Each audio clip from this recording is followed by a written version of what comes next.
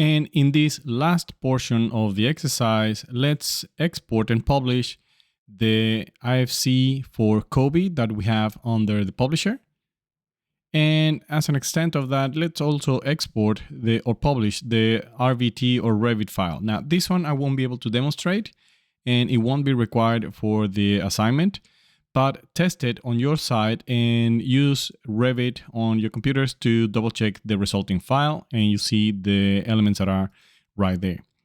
A quick advice on this: the only options you have available for the Revit publisher are the export of properties and classifications, and whether you want to keep the hierarchy of complex elements like curtain walls, railings, and so on, or turn them into a single element. Note that the resulting file will be a 2023 file, not a 2024. And that the file export takes a little longer than the IFC export. Now, for now, let's just click on the Kobe export and hit publish. And once it's published, let's check the file in Beam Collab Zoom. And I'm also going to show you the same file in Solibri. So in here in Beam Collab Zoom, you will be able to see from the point of view of the file, the zones already being there, where we can check the bathrooms. And that's going to be the content of the bathrooms, as you see there. The evacuation route with the stairs and the halls.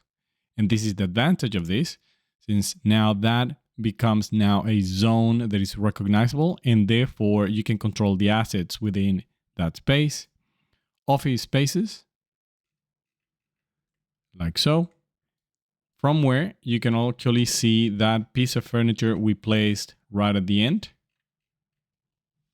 So that will be right there. And now that element knows that it belongs to a space. So it actually says here it's contained by a space. Service areas. Right there, the bottom of the building and the rooftop. And the stairs. So that hierarchy that is normally included in a more complex data delivery with Kobe and other systems is possible from ArchiCAD, and you can check that with an IFC viewer of this kind. Also check on the elements. So we remember that the only elements that we have applied Kobe properties for components and types are walls, slabs, columns, and beams. So let's use that wall right there for a test. And you'll see right here on the right-hand side that you have available the Kobe property sets. Now, from the point of view of Beam Collab Zoom, it's hard to find which ones are assigned to the type and which ones are assigned to the component, but you can see them available there. You can see the actual property values being populated right there, like so. Now, let me jump to Solibri for a moment. And let's check right here some of those properties, and actually even the classification. Solibri has a separate tab for the classified elements. And you'll see the classified elements right there on the list, from where you can just pick on them, and ArchiCAD will filter them out immediately. Solibri will filter them out immediately right in front of you. Like so. So the classification system, it's included, where only those elements are classified in the uniclass system, but that was the exercise. Also, let's check the individual elements.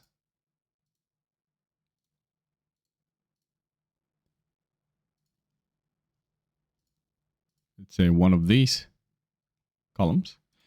And from this point of view, let's double click on it just to zoom to that.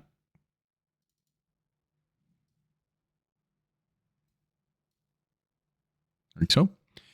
You'll see in this set of parameters down here, you'll see that among other parameters, we have the Kobe component, which is a non-italic tab that belongs to that instance.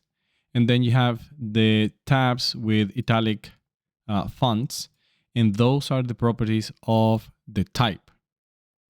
Also, another way to access that from within Solibri, if you're curious about it, is simply by going to the relations, since that specific column belongs to a type that can be accessed through a double click right there. And now we have this type right here, and then we have the properties of the type and all the elements or the components that belong to that type specified with these values. Now, we didn't really change those values from the export, but at least now you can see where is that coming from. Let's switch to Beam Collapse Zoom again. And in here, I'll show you a simple list, which is nothing but a schedule that is dragging the information from the model. And it will produce a schedule that looks very similar to the one you will need for Kobe exports. So in this case, we have the zones and spaces with the room tag and the quantities and the category of the zone. And then we have Kobe components with the asset type, the asset identifier, installation date, and so on.